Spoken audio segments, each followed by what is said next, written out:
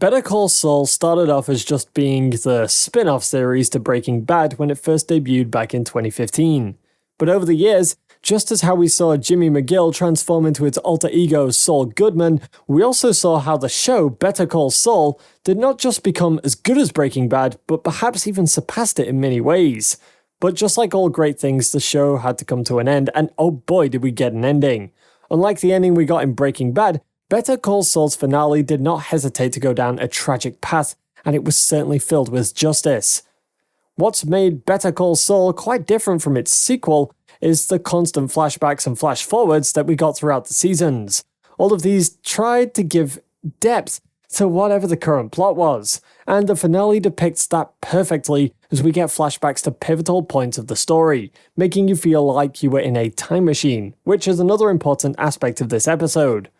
With that said, we're going to dive into the finale of Better Call Saul. It goes without saying, major spoilers ahead, you have been warned. The episode starts off with the events of the desert episode where Saul is retrieving money for Lalo.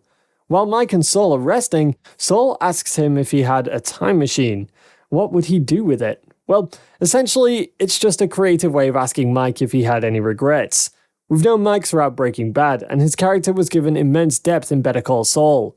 He's a man of many talents and cares about one thing more than anything else, his family. And earlier in the show, when he told what happened to his son, Matty, to Matty's wife, it was apparent that Mike holds himself responsible for what happened. Perhaps that's the reason Mike's deepest regret was taking that first ever bribe as his job. If it were not for him taking that bribe, he would probably have been as pure as Matty, and that would have stopped him from getting involved with the corrupt cops, which eventually led to his death. On the flip side, Saul is still only thinking about being rich, which is why his regret is not investing his money in something that might make him rich. We're sure many of us have thought, oh, if we could go back in time, we'd invest in that one stock or perhaps buy a bunch of Bitcoin to become rich, and that's exactly what Saul was thinking at this point in his life. But then we get a cut to the title screen, in which we can see a glimpse of the air freshener from Jeff's cab. Yet another pivotal point that led to Gene, Saul's secret identity, finding himself back in the corrupt lifestyle. And then it cuts to the consequences right there and then. And it shows him dipping his toes back into his former life, and we see Marion identify Gene's car and call the cops on him. And like many of us would have guessed, Gene's immediate reaction is to call the vacuum repair service to get the heck out of his messy situation. At his home, he opens up his drawers with the burner phones, which was a nice subtle throwback to the time Jimmy was selling phones out of the streets during his 1-year suspension. Many of us really wanted Gene to get away, but unfortunately, he's hiding from the cops in a dumpster, and he ends up creating too much noise and gets caught. He slowly comes out of the dumpster with his hands up, and if you remember, back in the first episode of Season 6, we saw one of the cops throw away a Better Call Saul standee into that dumpster too, which could have been a subtle hint of how Gene would later get caught. Then we get to see Gene at the station, and he makes 2 calls. The first one is his call to Cinnabon, where he tells them that they'll need a new manager. It's also a nice reference to how Gus called into Palos Hermanos when he was at a very low point in his life too. His second call was to William Oakley. You may recall that when Gene was on the phone with Francesca, she told him that he's become a defense attorney now. Gene convinces Oakley in a very Saul-like manner that taking his case could be the best thing for his career, and so he does.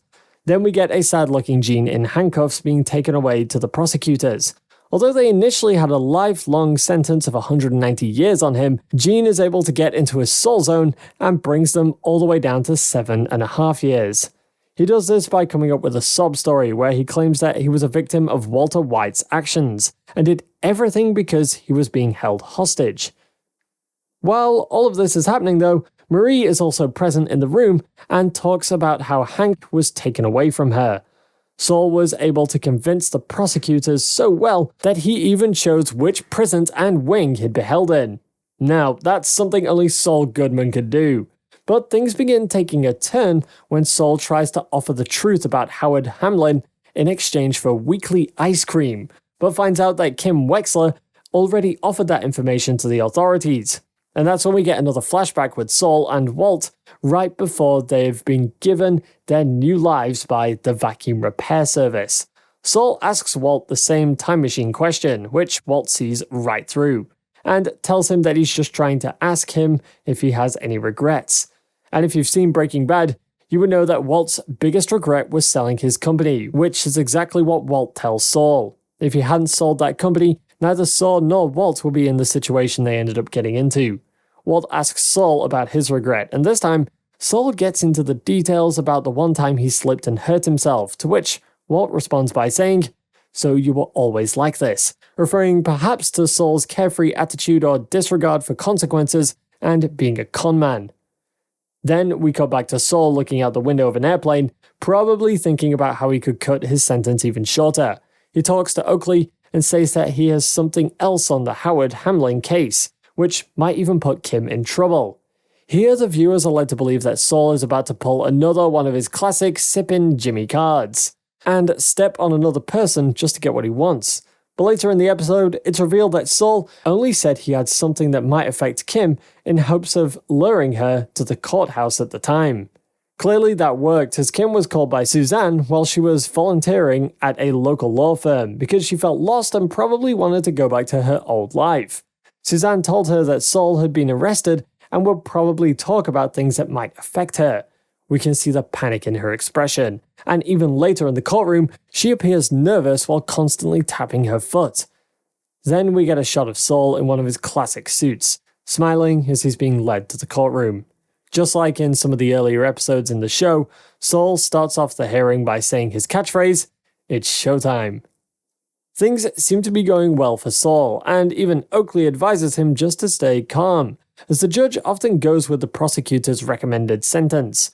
But while justifying the sentence, Saul decides to step up and says that he'd like to clear up the confusion. Just like before, Saul starts off his stop story with the exact same methods that had done it before.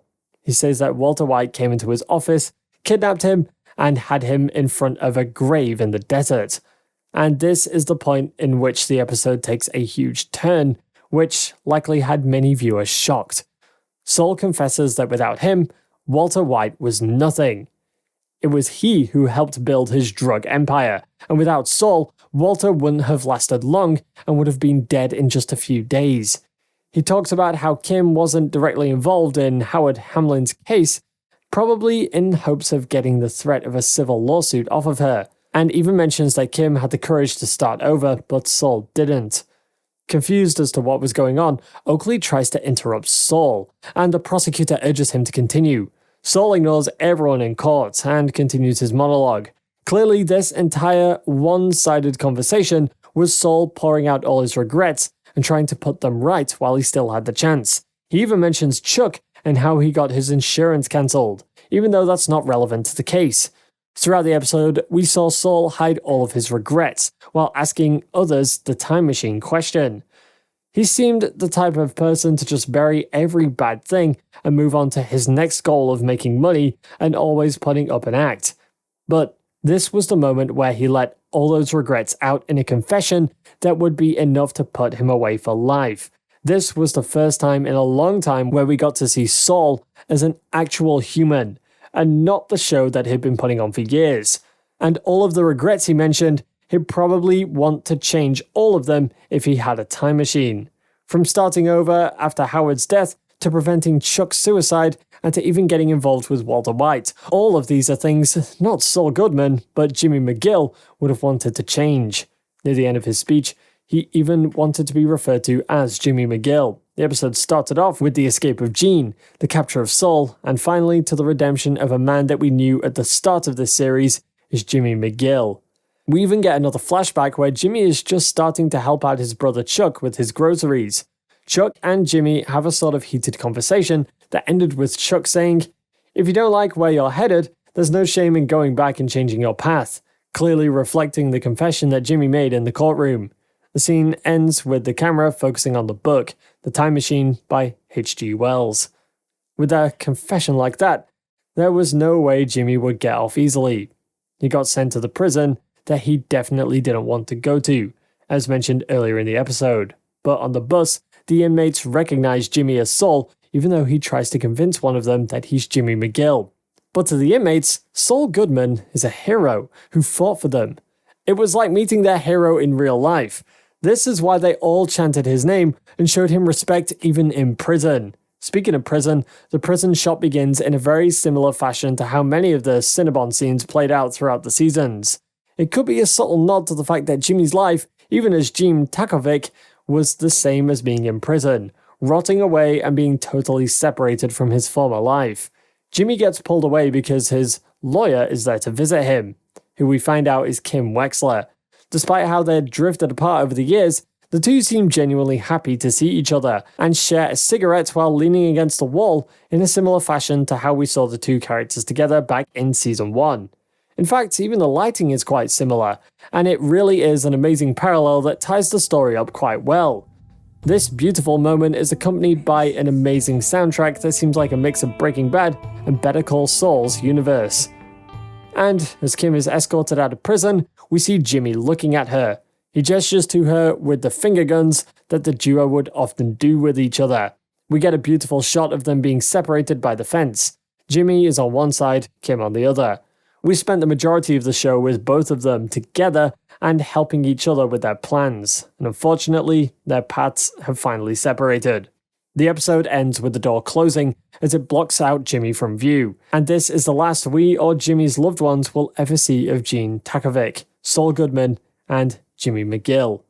It's been one hell of a ride, all the way from Walter White's story in Breaking Bad to all of the amazing characters like Gus, Mike, Howard, Chuck, Kim, and of course Jimmy in Better Call Saul. Jimmy went from a dull man with boring colours to a colourful persona filled with tricks and a constant show known as Saul Goodman. Eventually he was drained of all colour in his life as Gene Takovic, but he definitely redeemed himself and returned back to being James Morgan McGill. And with that, we wrap up. Which part of the finale did you find the most interesting? Do you like that Jimmy got a fitting ending, or should it have been somewhat different? Let us know your thoughts down below in the comments, and we'll see you in the next one.